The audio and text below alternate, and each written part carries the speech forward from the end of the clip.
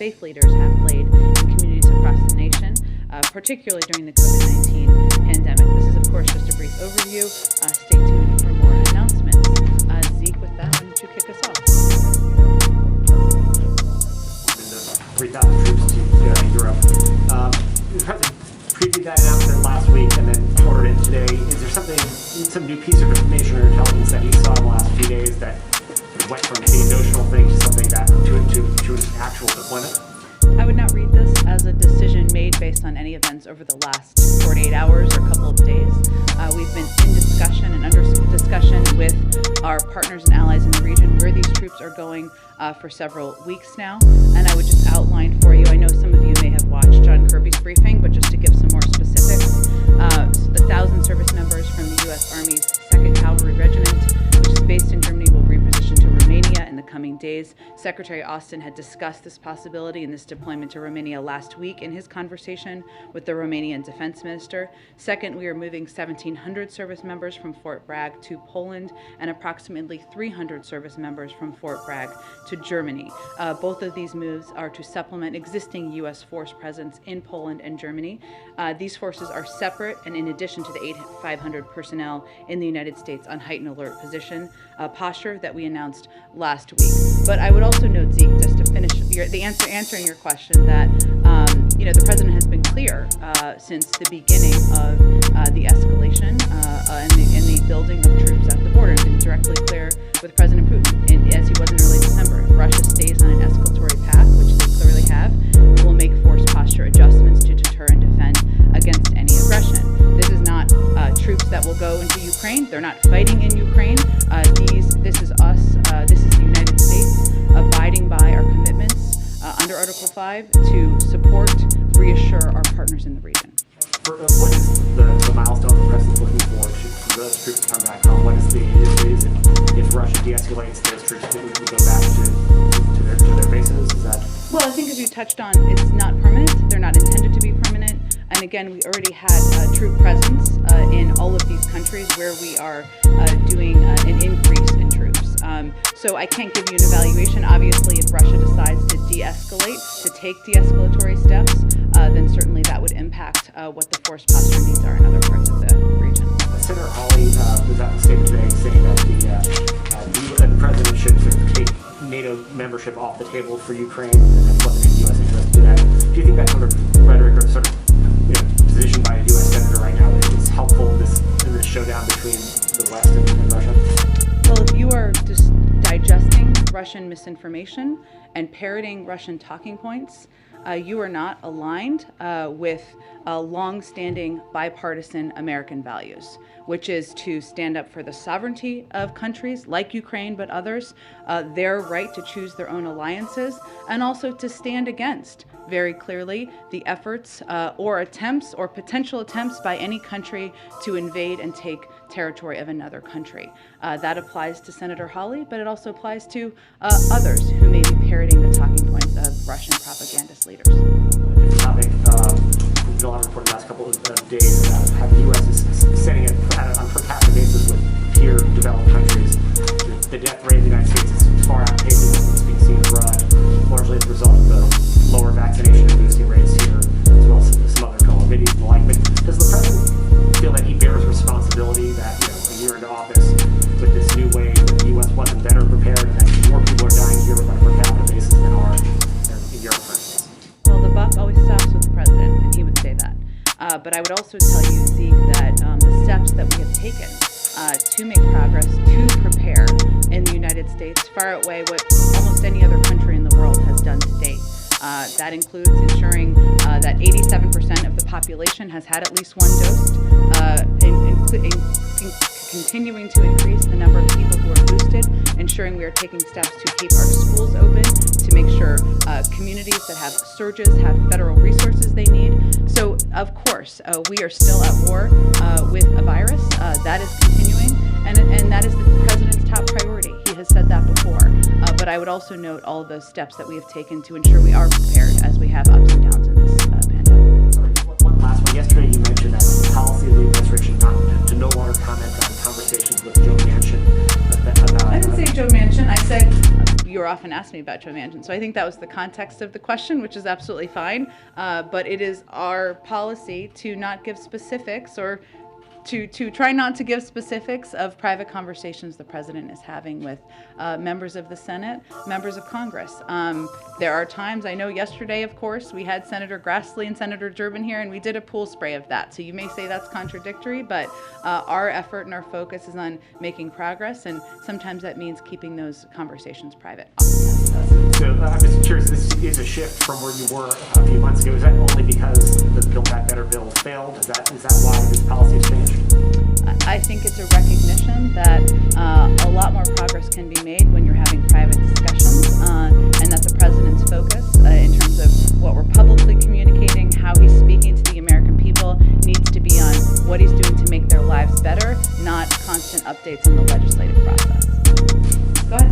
Jen, on the troops that were deployed today, you said that they aren't going to be fighting, they'll be there to offer support. Can you offer any details about exactly what they will be doing there, and also about the distribution to these specific countries, why these 3 places, and why the 2,000 versus 1,000? Sure. Well, to be clear, they're not going to Ukraine to fight, right? So I know that's what you were asking, but just for clarity for the transcript purposes.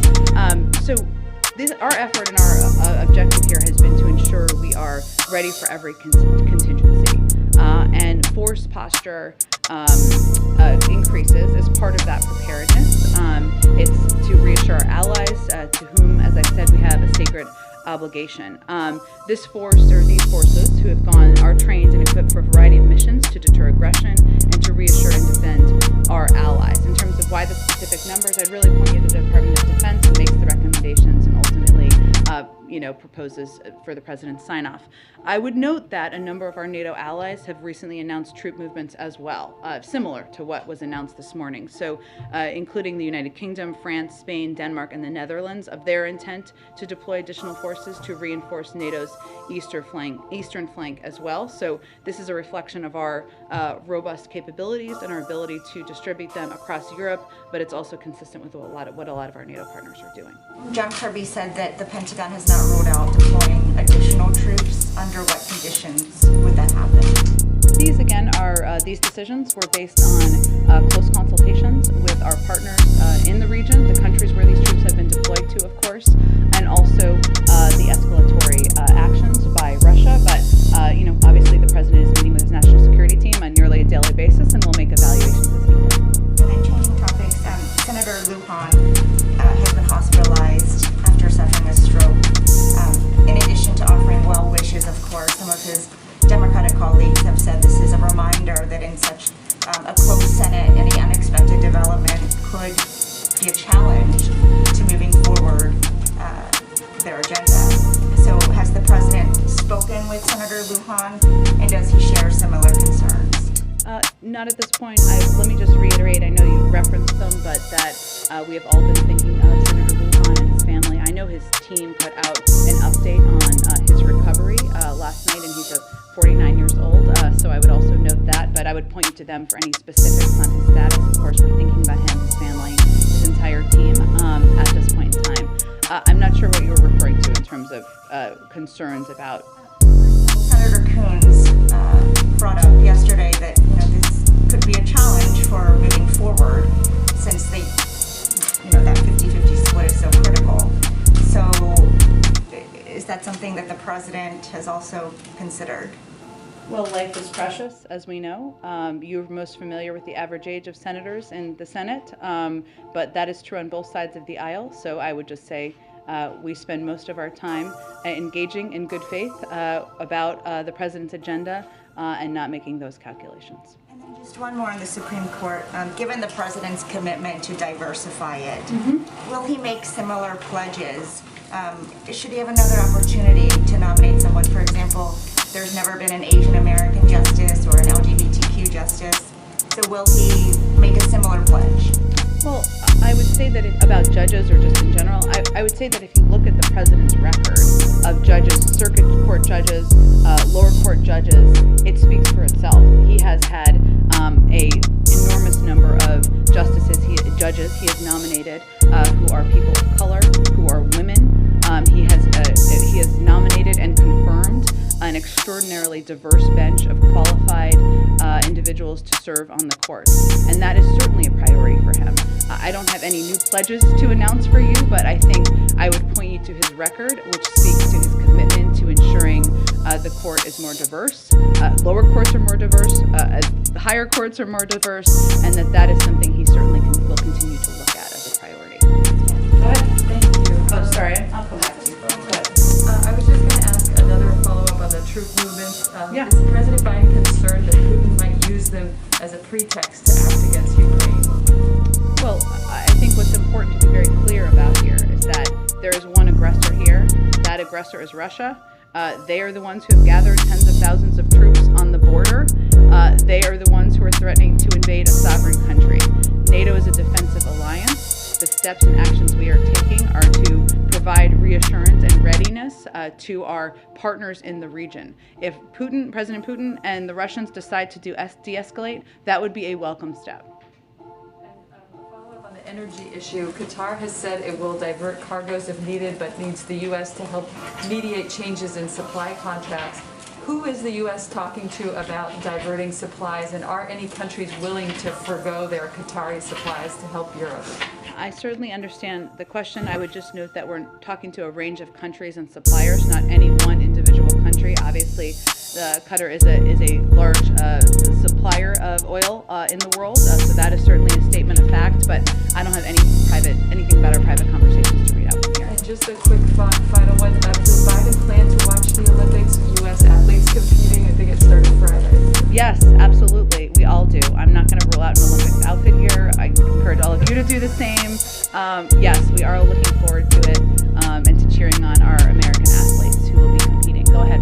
Just one more on the troop movements. Can you explain a bit more why the president decided to move unilaterally before NATO approved a multilateral deployment? I mean, you've talked often in here about how fiercely united the U.S. is with our NATO allies. Is there a concern that this undercuts that sense of unity? Absolutely not. And this is an important question because a lot of our NATO partners have done something, taken a similar step. In fact, 5 other of our NATO allies have taken steps. The United Kingdom, France, Spain, Denmark, and the Netherlands have all said they have the intent to deploy additional forces to reinforce NATO's eastern flank.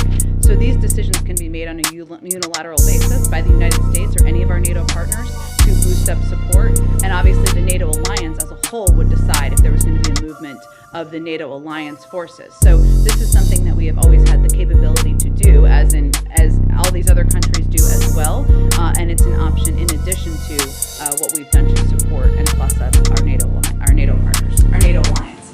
I think it's still not clear though then why. I mean, I know you've been addressing this here, but why now then? Given that you're saying there's no new evidence that's come to light necessarily, it's not that you have a sense that Putin is going to invade any more so than you thought a few days ago.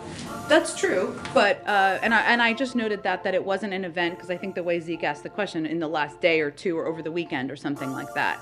This has been under discussion for some time now with our NATO partners and, of course, within the administration.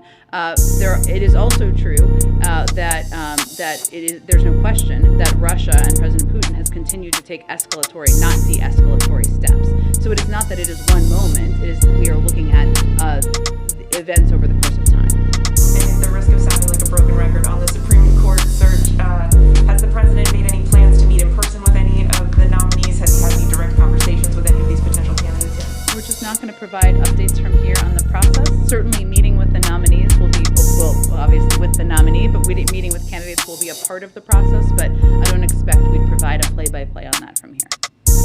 Go ahead.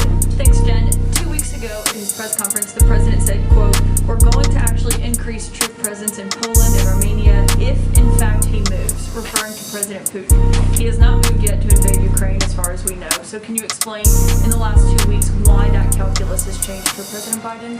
Well, I wouldn't say the calculus has changed as much as we look at a range of events over the course of time. And there's no question that if you look at President Putin's actions, they have been escalatory, not de-escalatory. But clearly, this has been a topic of discussion from among our national security team and also between our national security team and their counterparts for some time now. Is the president worried that Putin is going to try to invade a NATO ally?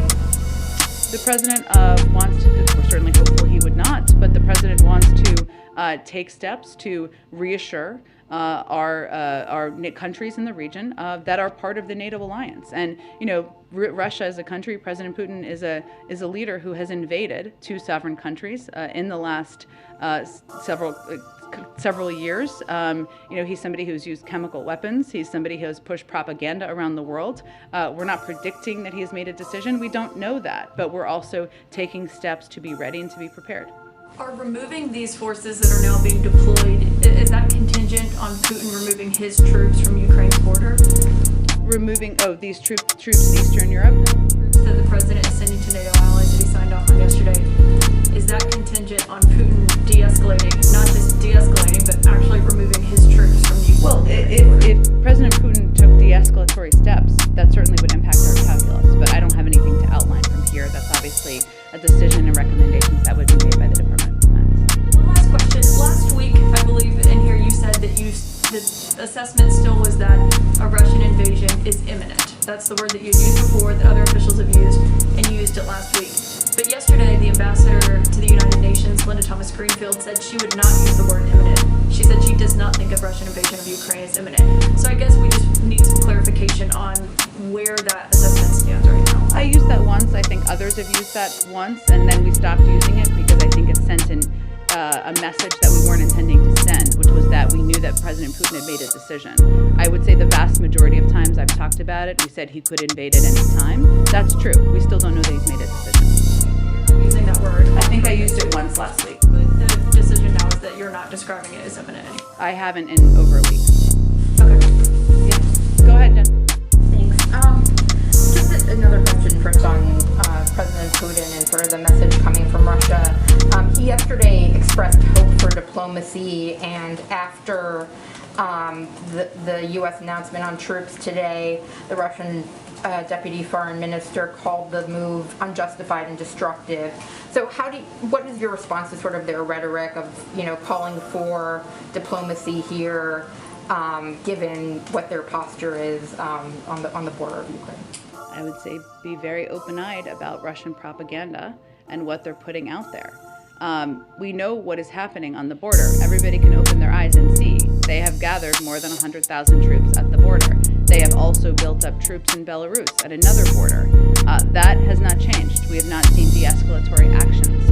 At the same time, we don't know that President Putin has made a decision to act. And that means that we are going to, of course, continue to leave the door open to diplomacy. We're going to continue to discuss and engage where we can find common ground with Russian leaders. That doesn't mean that we are going to bow to what their demands are on issues like NATO and the right of any sovereign country to be able to choose which alliances they pursue. We've been clear on that from the beginning, but diplomacy means you agree on some things, you disagree on others, you try to figure out where you have common ground, and that's the process that we're still undergoing. On another subject, the House is working through the China bill right now, and there were some amendments that were released last night. There's an effort by some House members to attach guardrails to CHIPS funding, which would mean they wouldn't be able to get U.S. taxpayer dollars while also investing in China. Does the administration have a view on that? I'm not going to get into any specifics about the negotiations that are ongoing. Certainly the president is eager to sign the competition bill into law. I would also note that Mr. McCarthy made clear he was going to whip against this bill. And let's just think about how ludicrous that is. He is a leader in the Republican House. This is a bill that would help address supply chain issues. It would help make us more competitive with China. It would provide more than $50 billion in funding to ensure there's chips manufacturing here in the United States, which would help, by the way, reduce and prevent inflation over time in an industry where 1/3 of inflationary pressure is coming from, which is the car industry. So there are important discussions happening right now, but the whipping against this legislation that warranted a great deal of bipartisan support in the Senate, is certainly a question that hopefully House Republicans will have to answer for. And then just another China question on a little bit of a different subject, which is the COVID tests that are being sent out by the federal government. The Chinese company Andon Health owns iHealth, which is one of the providers. They signed a $1.3 billion contract with the Pentagon last month for these tests. Is the administration concerned about sort of both the sort of optics and messaging of sending something to American homes that says made in China on it at the same time that you're, doing this thing that you consider to be a positive good for Americans, and just kind of the overall, philosophy of giving federal contracts to China? Well, I would say our objective and continues to be to increase U.S. manufacturing capacity of tests. We also needed to meet a need that we had in this country for more tests and a shortage of tests, and the understandable demand from people across this country to get tests and make them free and accessible, which required us purchasing some of those tests from China in order to meet that demand. But that doesn't change our commitment to increasing our U.S. manufacturing to ensure that we will be able to meet that demand with products made here in the United States over the course of time. Go ahead. Thanks, Jim. Yesterday, the national debt passed $30 trillion for the first time. Does the administration see that as a problem, or do you share the view of some economists that debt doesn't matter? Well, the president believes we need to have a sustainable and responsible fiscal policy, which is why he put forward ways to pay for his major proposals. He's committed to a sustainable and responsible policy in ensuring that our long-term investments are fully paid for, like Build Back Better. I'd also note that this stands in significant contrast from the previous administration and Republicans in Congress, which passed a $1.5 trillion tax cut for wealthy taxpayers in 2017 and didn't pay for it. As we look to the debt, which obviously the president wants to be lower, it's important to note that more than 95% of the national debt was incurred before he took office. The national debt increased by $7.8 trillion during former President Trump's presidency, which accounts for about 30% of its total. So we are working to be fiscally responsible, and that certainly is a priority for the president. One more on Afghanistan. There's a new report out from the UN that says that more than 100 former members of the Afghan government and other Afghan allies of the U.S. have been killed since the Taliban returned to power.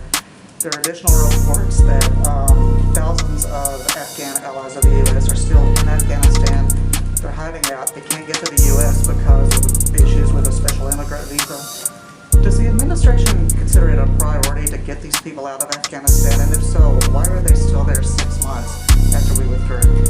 We absolutely do, and we have also helped thousands of our Afghan partners leave Afghanistan since our full withdrawal at the end of August. As has been reported, there was a delay there was a gap where there were not flights. Those have resumed, which is a good sign, which will hopefully enable us to continue to get more people out. Obviously, the president also met with the Qatari leader earlier this week. They have been an important partner here, as we don't have the diplomatic presence, as you well know, that we had prior. I would just note that from the beginning, we've been able to evacuate more than 120,000 people from Afghanistan. Some American citizens, many of them Afghan partners and allies, people who have fought alongside us during the 20-year war. And that is the largest evacuation since the Vietnam War. So I would say we are still committed to doing this. We are not naive about the challenges, nor are we naive about the conditions on the ground, which is why we are so focused on getting humanitarian assistance to the people in Afghanistan from trusted and reliable sources. But it is a good sign that the flights have resumed. Obviously, this was a topic of discussion with the Qataris earlier this week as well. Go ahead. Thanks, Jen. Just on schools, New Orleans became the first major district in the country to have a vaccine mandate for all students go into effect yesterday. We know how you guys feel about the need to getting vaccinated, but will the White House press other districts to follow in New Orleans' steps? We will always, we believe that it's up to school districts to make decisions about what steps they put in place, and we would certainly advise all of them to follow CDC guidance.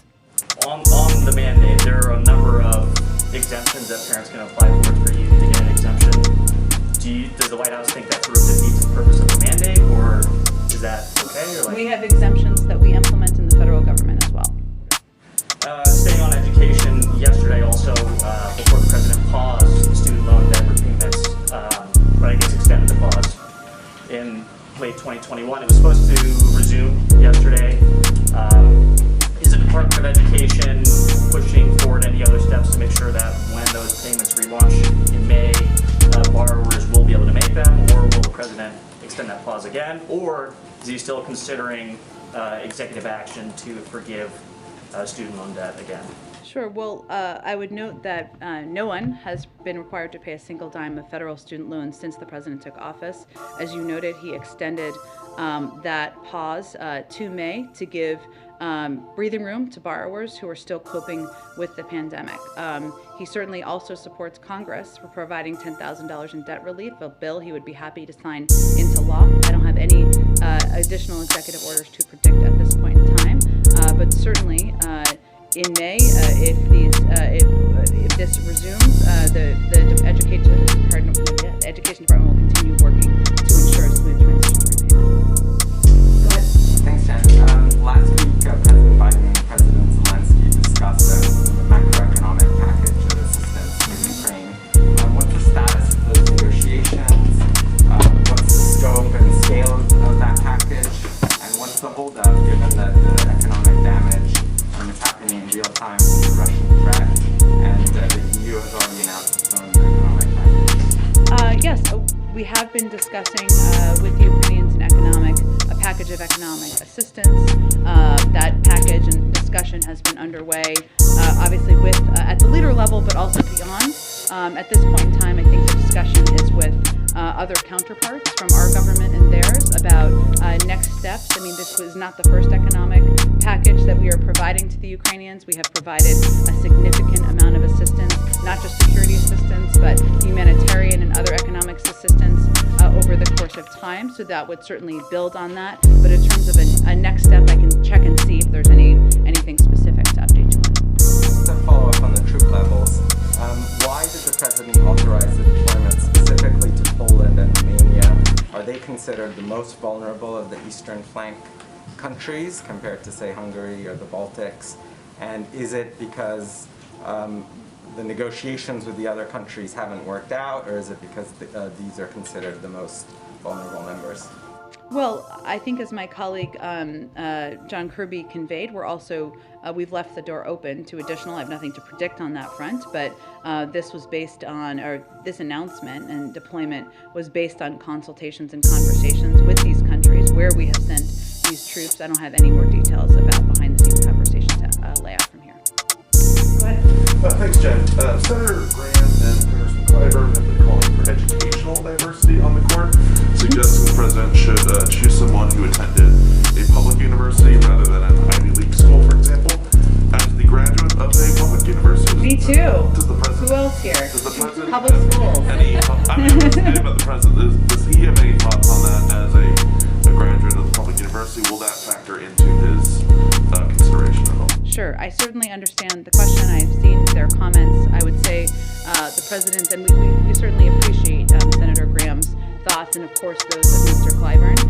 What the president's focus is on is choosing from a wealth of deeply qualified candidates who bring to bear the strongest records, credentials, and abilities that anyone could have for this role. As you know, he has nominated judges who have not gone to Ivy League schools, so I think that speaks to his value for that.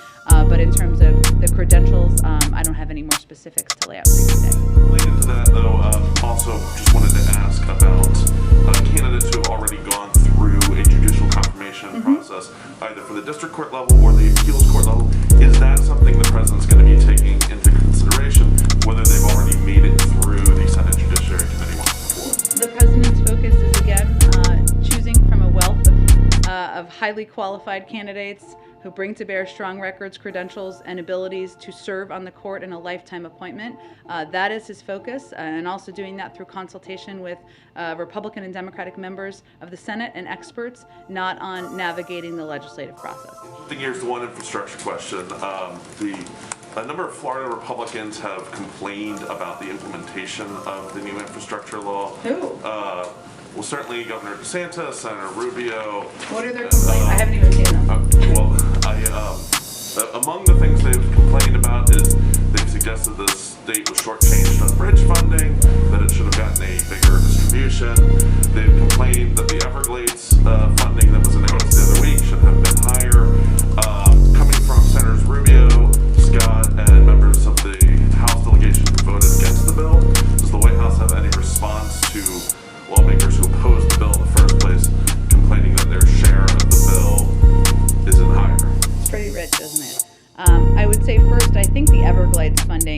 have it in front of me, but I believe it's in the billions, if I'm correct. You may have the exact number. Okay. There is also an enormous, I mentioned this a little bit yesterday, about 90% of the competitive funding that's available will go to localities, territories, others who can apply for it, and that's why we put out this big book just a few days ago, so people know the criteria where they can apply for that funding. I think Mitch Landrieu, when he was here, quoted, I think, a Nancy Pelosi quote, so I'm just going to quote it. I don't know, now I can't even remember it. But point is, even if you vote against it, you still want the money. We've seen that over the course of time. That speaks to how political a lot of these votes were, given this is funding that will help rebuild a lot of these communities. And the president will certainly be making clear who was with him and who wasn't with him. Go ahead. Right. Last week, the Vice President's appealed to governors to help with the defense of voting rights. Does the administration feel that the effort for national voting rights legislation is dead? And if so, is it now going to focus its efforts at state level? We have to do both. So federal legislation is important for a number of reasons, including that it creates a baseline of requirements or requirement standards in states so people can know who are fearful about how they can vote, when they can vote. If you're a mom of 3 kids, you should have a lot of options for dropping off your ballot or going to vote early, and ensuring those requirements are standard across states. It also ensures that for states that have histories of voter suppression, that they would have to seek approval from the Department of Justice to make changes. That's a good thing.